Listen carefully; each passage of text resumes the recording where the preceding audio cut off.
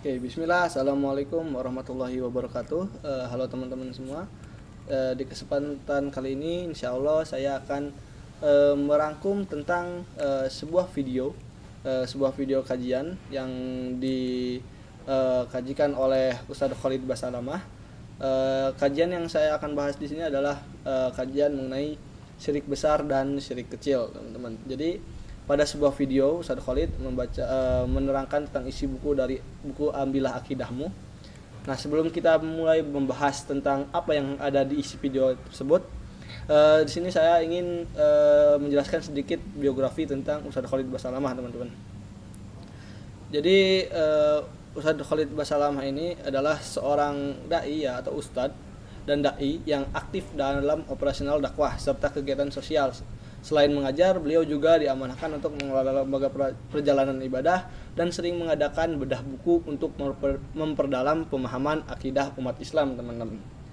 Nah, jadi Ustadz Khalid ini adalah ustadz sekaligus dai yang sering kali membedah buku, dan beliau juga sering kali membahas tentang sirah-sirah, tentang sejarah-sejarah Nabi, dan banyak hal tentang agama Islam, teman-teman. Nah, jadi di videonya ini Ustadz Khalid membahas tentang syirik besar dan syirik kecil. Di sini kita bahas terkait syirik besar terlebih dahulu, teman-teman. Jadi sebenarnya apa sih syirik besar? Jadi syirik besar ini adalah dosa yang paling bikin Allah murka karena kita menjadikan sesuatu sebagai tandingan Allah.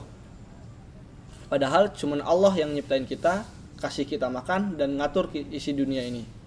Jadi syirik besar ini termasuk dosa paling besar, teman-teman. Dia itu masuk dosa yang paling gede. Jadi dosa paling besar adalah syirik besar ini. Contohnya apa? Berikut adalah contoh beberapa contoh syirik besar yang dijelaskan Ustadz Khalid. Yang pertama adalah minta-minta ke orang mati. Berdoa di kuburan atau minta tolong ke orang yang sudah wafat itu nggak boleh, karena mereka justru butuh doa dari kita. Nah, ini salah satu contoh yang sering kita temui di kalangan masyarakat, teman-teman, yaitu banyaknya orang-orang yang meminta doa kepada kuburan. Sebenarnya ini nggak boleh karena ini termasuk ke dalam syirik besar. Malahan justru orang yang telah meninggal itulah yang butuh doa dari kita, seperti semoga diampuni dosa-dosanya dan lain sebagainya. Nah, jadi mari kita hindari salah satu contoh syirik besar ini. Salah satu syirik besar yang kedua adalah main ke dukun atau peramal. Nah, ini juga banyak banget yang percaya sama ramalan atau kekuatan dukun. Itu yang ada di Indonesia. Banyak banget yang percaya, masih banyak banget. Dan ini termasuk ke dalam syirik besar juga, teman-teman. Yang ketiga, salah satu contoh syirik besar adalah memakai jimat.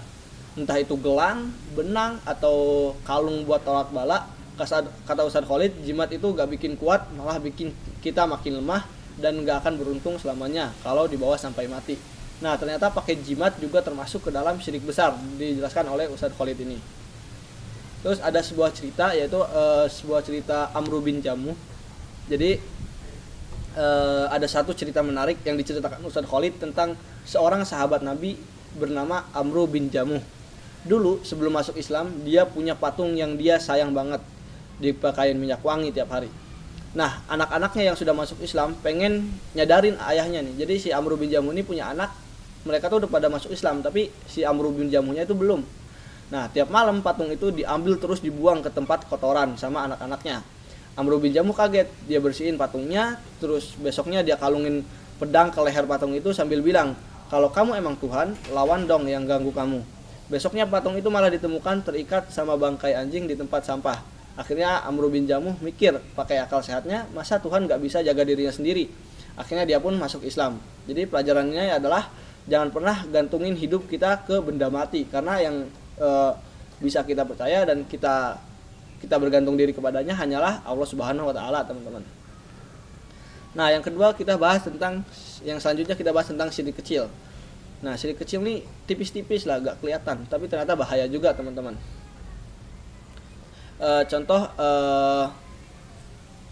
syirik kecil yang sering kita temui tapi mungkin kita gak sadar, yaitu adalah riya atau pamer. Contohnya kita sholat tapi sengaja dibagus-bagusin biar dibilang soleh sama orang lain. Selain itu juga banyak amalan-amalan lain yang kita sengaja bagus-bagusin, sengaja kita lebih-lebihkan ketika ada orang agar kita dilihat orang tersebut. Nah, itu bisa termasuk ke dalam syirik kecil, yaitu termasuk ke dalam riya, teman-teman. Nah, selain itu kita juga harus hati-hati dengan ucapan kita.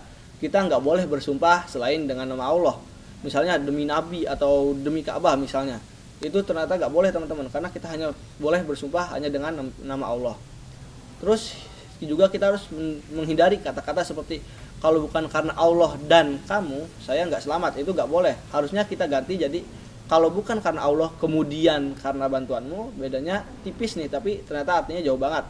Jadi kita harus ganti yang awalnya dan dengan kemudian, karena kata dan ini kata yang menyetarakan sesuatu dengan sesuatu lain, guys. Jadi kita nggak boleh menggunakan kata itu, oke? Next, mungkin sekian yang bisa saya sampaikan dari kajian Ustadz Khalid Basalamah. Jadi teman-teman, mungkin saya akan kasih link video fullnya di dalam deskripsi. Jadi nanti teman-teman bisa simak lebih lanjut lagi terkait syirik besar, syirik kecil, dan bagaimana cara bertobatnya dari video-video Ustadz Khalid yang lainnya, teman-teman. Mungkin sekian dari saya. Nasihat dari saya, jika teman-teman mungkin sudah terlanjur terjerumus ke dalam kesyirikan ini, maka segeralah bertobat mumpung belum terlambat, teman-teman. Sekian dari saya. Wassalamualaikum warahmatullahi wabarakatuh.